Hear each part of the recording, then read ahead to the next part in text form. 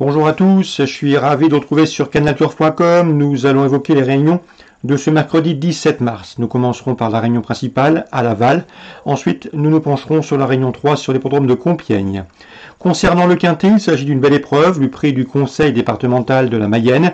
Une épreuve avec des trotteurs d'âge au départ. J'en veux pour preuve la présence du bon Dorgos de Guèze. Cela dit, il ne faut pas y voir une première chance. Le cheval doit rendre la distance, il doit rendre 50 mètres. Il restera ferré. Cette course va lui faire de bien en vue de futurs objectifs. On lui préférera dans cette course le seul 6 ans au départ de cette compétition, le 1 Forum Mélois. Il était irréprochable depuis plusieurs semaines. Lors de ses 8 derniers parcours, il a enregistré 7 podiums. Il a notamment remporté un groupe 3 au mois de février à Vincennes. Il a déjà gagné sur ce tracé lavallois. Il a toujours terminé parmi les 4 premiers lors de ses 8 derniers parcours. Bref, ici, c'est la base incontournable de cette rencontre, le 1 Forum Mélois. L'opposition, elle viendra du 12 Kalina, jument scandinave que l'on connaît bien dans l'Hexagone. Elle est confirmée également dans les quintets, 2 victoires, 3 places en 10 événements courus.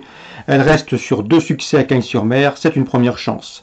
Le 8, Donuts de Ladoux, est un bon cheval, est un cheval qui ici possède pas mal d'atouts. Il va prendre part à son 14e quintet, il en a déjà remporté un et pris des places. Il vient de prendre une 6e place courageuse dans l'étape du GNT, la première, disputée dernièrement sur l'hippodrome de Reims. Sachez également qu'il fait bien l'hippodrome de Laval et que son engagement est très intéressant. Au premier échelon, c'est à mon avis, également un bon point d'appui. As, 12 et 8 à mon avis, il faut prendre ces 3 chevaux en base.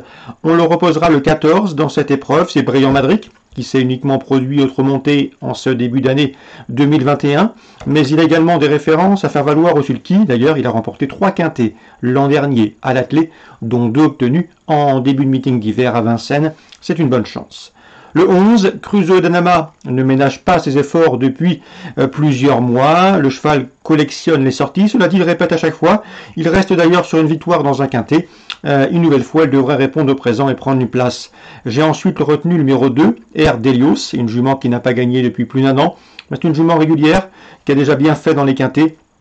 Il faut impérativement lui masquer l'effort et elle sait finir vite. À ce petit jeu-là, elle peut venir chercher une place à Bellecote. Le 3, dans cette épreuve, d'Axtase Montaval, est une jument qui effectue une course de rentrée dans un quintet. Cette course n'est pas à prendre au pied de la lettre, puisqu'elle était ferrée, c'était une rentrée. Et depuis, elle a montré du mieux, elle a couru en amélioration dans une course autre montée. C'est un bel outsider. Le 6, dans cette épreuve, c'est Capital Charm. Il n'est pas à conseiller au cardiaque. Il a été disqualifié à 5 reprises lors de ses 7 derniers parcours. Et pourtant, ce cheval a des moyens. Il a notamment remporté un quintet plus au mois de novembre à Vincennes. C'est une affaire d'impression, mais il faut à mon avis l'inclure dans un champ réduit. Résumé chiffré pour ce quintet du mercredi 17 mars. Le 1, Forum Mélois. Le 12, Kalina. Le 8, Donuts de Ladoux. Ensuite pour les places, le 14, Brillant Madric. Le 11, Crusoe d'Anama. Le 2, Air Delios. Le 3, c'est dans cette épreuve d'Extase Montaval. Et le 6, Capital Charm. As 12, 8, 14, 11, 2, 3, 6. En carton partant, on citera le 7, Braco. La suite du programme à Laval toujours. Dans la deuxième, j'aime beaucoup le 4 In Memory, un cheval perfectible, présenté de Rivet Julien Dubois. Le cheval a bien débuté, il a pris ses premiers gains fin janvier sur l'hippodrome de Nantes. À mon avis, il devrait plus tarder à ouvrir son palmarès. C'est un opposant sérieux pour le 9, Indiana Chance, qui n'aura qu'à se montrer sage pour jouer la victoire dans ce lot. 204-209.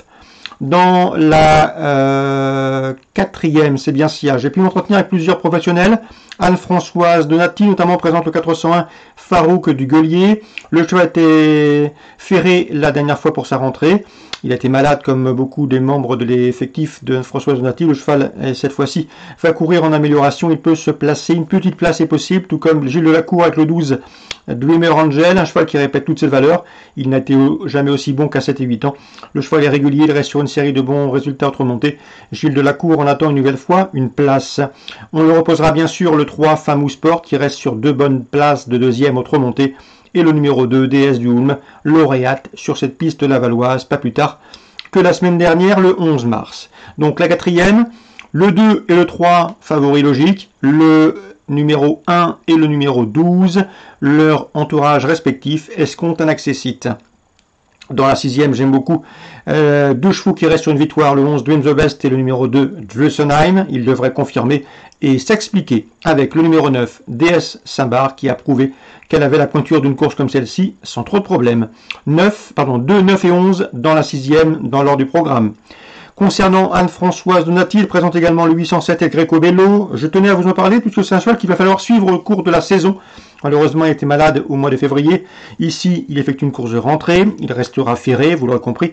Ce n'est pas un objectif, mais le cheval va monter en puissance après cette course, et à mon avis, il ne devrait plus tarder à refaire parler lui au cours des prochaines semaines, car c'est un cheval qui a des gains à prendre au cours du printemps. Donc à noter sur vos tablettes pour l'avenir, mais peut-être pas pour ce mercredi à Laval. El Greco Bello. On passe à Compiègne, réunion 3.